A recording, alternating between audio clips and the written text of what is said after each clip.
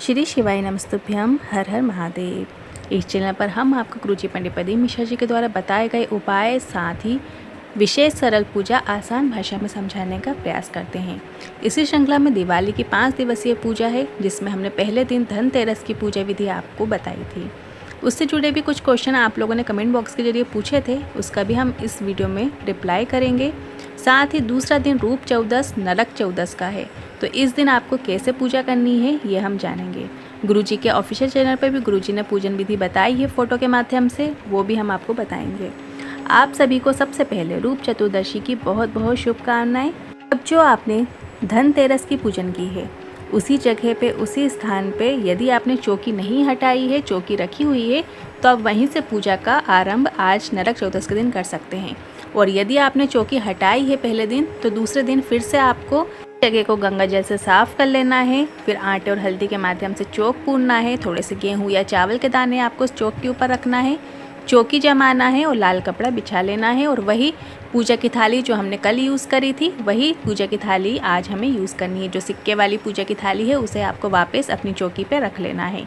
और जिन लोगों ने कल पूजा की थी, चौकी नहीं हटाई है, तो उनकी जो थाली है, प्लेट है, वो रखी ही होगी सिक्के वाली, तो वो आपको वहीं से पूजा शुरू कर देनी है। गुरुजी ने बताया है कि पहले दिन की पूजन में जितने सिक्के आपने लिए हैं, नरक चौदस की पूजन में आपको एक सिक्का और रख देना है।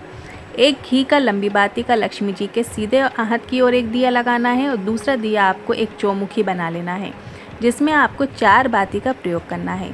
4 बाती का प्रयोग करते हुए चौमुखी दिया बनाना है, जो कि लक्ष्मी जी के लेफ्ट साइड में रखना है। अब इसमें आप तेल का इस्तेमाल कर सकते हैं, मतलब आपको वो तेल का दिया बनाना है, तो जिसमें आप सरसों का तेल, तिल का तेल या मीठा तेल, कोई भी तेल आप उसमें रख सकते हैं। अब जो तेल का दीपक बनाएंगे, तो आज नरक चौदस में विशेषकर आपको जो तेल का दीपक आप चौमुखी बनाएंगे, उसमें आपको थोड़ी सी पीली सरसों या काली सरसों के कुछ दाने आपको उस दिए में डाल लेना है। सबसे पहले आपको जल का छिंटन करना है। इसके बाद वही दोनों सिक्कों पे रोली, कुमकुम, हल्दी, पुष्प, मोली, जो भी आपके पास पूजन सामग्री है, वो सभी सामग्री आपको अर्पित करनी है।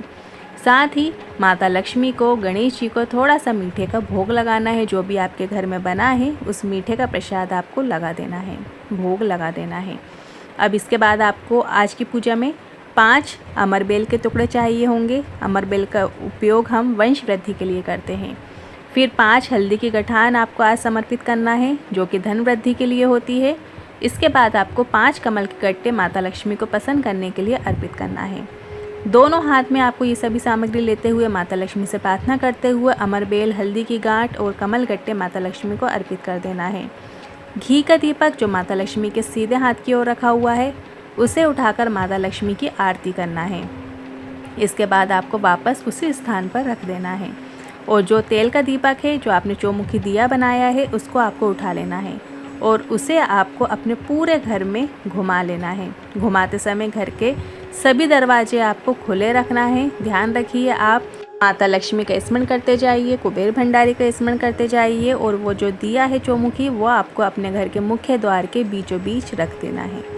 कुछ देर के लिए दरवाजे आपको खुले रखना चाहिए। माता लक्ष्मी का स्मरण करते हुए, श्री शिवाय नमस्तुभ्यम बोलते हुए, इसके बाद आपको माता लक्ष्मी के पास बैठ कर प्रणाम करना है। झोली पसार कर विनती करना है कि माँ, हमारे घर में निवास करो, आपका भंडार हमेशा भरा रहे, कभी खाली ना हो।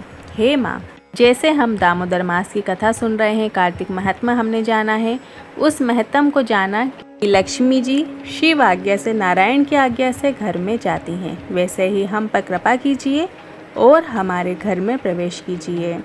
ये रही नरक चौदस, जिसे रूप चौदस की पूजा विधि। अब गुरुजी ने जो फोटो के माध्यम से पूजा विधि बताई है, वो भी एक बार देख लेते हैं।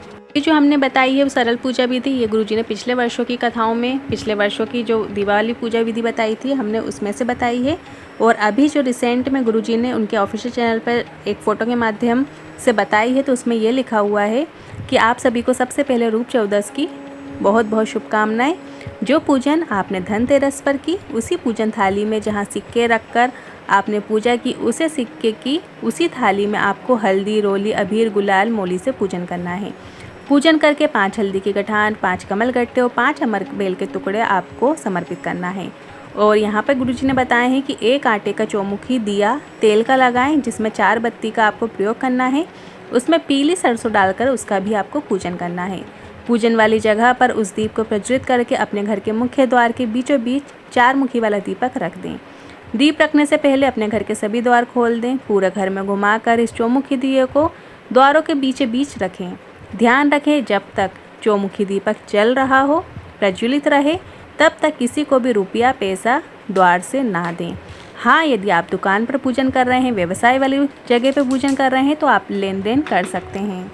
अब आपके कुछ क्वेश्चंस रहते हैं कि आप लोग पूछते हैं कि जो हमने कल चढ़ाई थी 5 हल्दी की गांठ, 5 कमलगट्टे, 5 अमरबेल, तो क्या हम उन्हीं को उठाकर वापस अर्पित कर सकते हैं? तो जी हाँ, आप वापस उन्हीं सामग्री को प्लेट में से उठा सकते हैं, अपने पास रख लीजिए और फिर वापस आप उन्हीं हल्दी की गठान में से उन्हीं कमलगट्टे और उन्हीं अमरबेल आप वापस समर्पित कर सकते हैं।